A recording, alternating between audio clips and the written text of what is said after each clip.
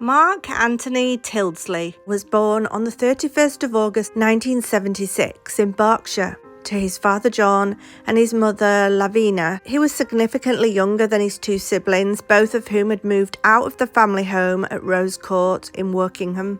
Mark was a Year 3 pupil at the Palmer C of E Junior School in the town, and on the 25th of May 1984, Mark's school had broken up for its spring half-term holiday. The Frank Ayers Fun Fair, which came to the Carnival Field off Wellington Road in Workingham, was 4 times a year, and it had arrived during the holiday week. Mark was desperate to go to the fun fair, but he did not have enough money to do so. He only received 30 pence in pocket money each week, so he supplemented this by returning trolleys that people had taken home from Tesco in the Denmark Street back to where they belonged, thus collecting their customers' abandoned 10 pence deposits. On the afternoon of the 1st of June 1984, Mark met a man outside a sweet shop on Denmark Street who gave him a 50 pence coin in which to buy some sweets. The man said that he would also be at the fun fair later that day and he would pay for Mark to go on the Dodgems. This was Mark's favourite ride and he was excited to go. Mark's mother left home at 5:15 that evening to go to work. She hasn't seen Mark since. So shortly after 5:30 p.m, Mark left his home on his bicycle to make the half-mile journey to the fun fair, which would open at 6 p.m. He was a quiet, shy boy, often to be seen on his bike in the town centre. The tiger jacket he wore that day was eye-catching and distinctive. He promised his family to be back home by 7:30, and on the way to the fair he met 2 friends. However, they had already been out, they were going home before later going to the fun fair. Mark continued along to the fair on his own. The meeting with 2 friends was the last time anyone who actually knew him personally saw him alive. Mark failed to arrive home as promised at 7:30 p.m, and at 8 his parents went to the fun fair to find him, discovered his bicycle chained to the railings near the entrance, and returned home at 10 p.m. Mark's mother reported him missing to the police. The Thames Valley Police undertook an intensive and thorough search of the Wokingham area, which included deploying a helicopter and searching the fairground with loudhailer appeals, as well as searching nearby watercourses. Heat-seeking equipment was also borrowed for the Metropolitan Police, which could detect cadavers. Every worker and stall holder at the fun fair was questioned that day that Mark went missing. Wokingham Town Centre's 29 streets, which consisted of 960 shops, businesses and houses, had to be covered by officers on a door-to-door basis. 2 people came forward initially. One, a man that was in his home at the time. He said that he'd looked out of his window and saw what he thought he remembered as Mark walking along. 2 points. Challenge or tell me yourself. It was this man, David Hine, who may have been the last person to see Mark Tildesley that Friday evening. If it was Mark, he was in Langborough Road, apparently with the same man he'd been with at the fair. Mark has never been seen again. His mother still refuses to believe the worst. The other man that came forward was a driver of a van.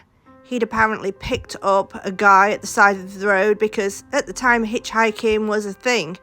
He'd taken the man for about 2 hours in his van and he seemed scruffy and wanted to get out not far from the fair. A lorry stops for a hitchhiker on the A30. Going to Wokingham? Yeah. The driver, Shane Northway, picked up his passenger 20 miles east of Salisbury, just outside Stockbridge. He remembers the man well. A little bit of odour there, and you could see he'd been sleeping rough. There was dirt all around the collar of his shirt. His Mac was really filthy on the inside, red lining. He was in the cab with me for about 2 3/4 hours, and I eventually dropped him off just past the fairground in Wokingham. When the man got out, he headed back up Wellington Road towards the fairground. It was a busy time on the main road, and someone must have seen him.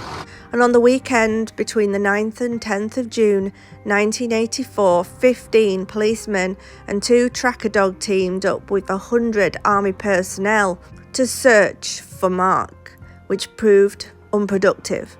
And 2 weeks after the disappearance, the superintendent stated that the police still had absolutely no idea about Mark's disappearance. This devastated Mark's family. What were police doing to find their son?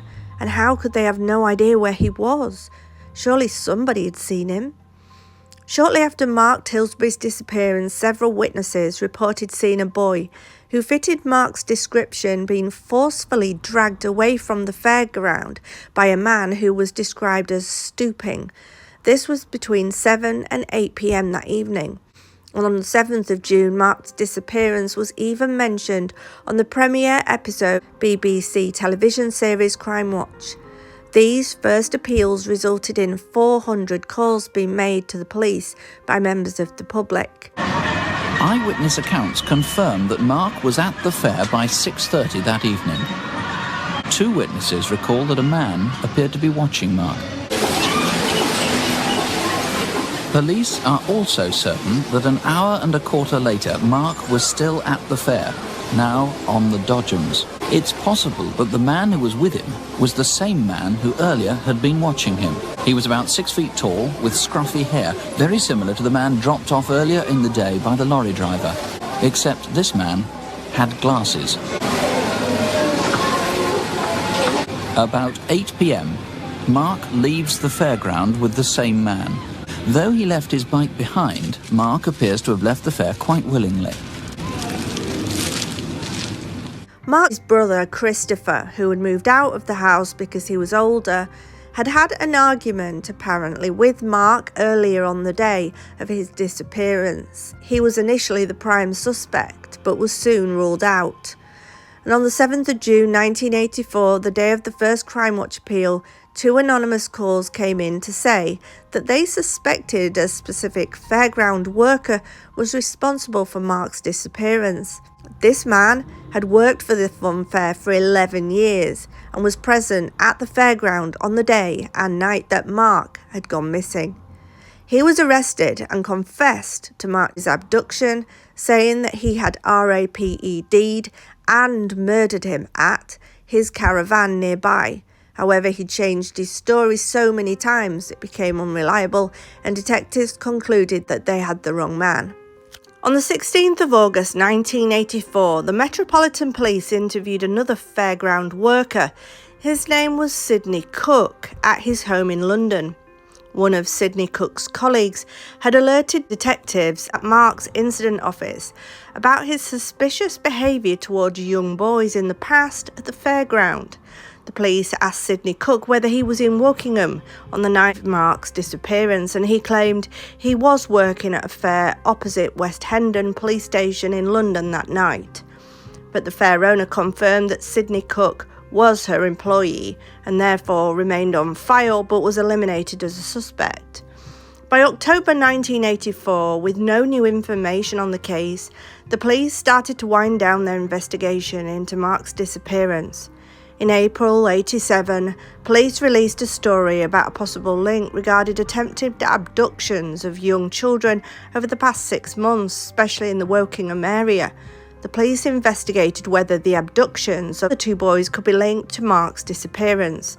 On the 15th of September 1985, a 6-year-old boy named Barry Lewis was also snatched from the street while he was playing with friends in Walworth, South London. His body was later found in Essex in 1986. And in November 1985, 14-year-old Jason Swift would also go missing. His body was found in a shallow grave by a dog walker, and police were starting to question whether they were looking for the same perpetrator for all 3 boys. And in 1989, the Metropolitan Police established Operation Orchid, an inquiry into the disappearance of missing children, led by Detective Superintendent Roger Studley. As part of the operation in 1990, they interviewed a convicted child toucher, Leslie Bailey. He had been charged with the murders of Jason Swift, the 14-year-old that had gone missing, and 6-year-old Barry Lewis, both of which occurred after Mark's disappearance. Investigators had obtained a letter and a hand-drawn map, which had been given by Leslie to a fellow inmate at HM Prison in Wadsworth. The map showed where Mark had apparently been killed. The letter, which had been written by a cellmate, was addressed to Sidney Cook, who belonged to the same P ring as Leslie Bailey and also knew about Mark's murder. At this point, Leslie Bailey, who suffered from mild learning disabilities, confessed that Sidney Cook's P gang, whom the police had nicknamed Dirty Dozen, had abducted, drugged, tortured, raped, and murdered Mark on the night he had disappeared. It was at this point that the police realised that the stooping man was in fact Sidney Cook.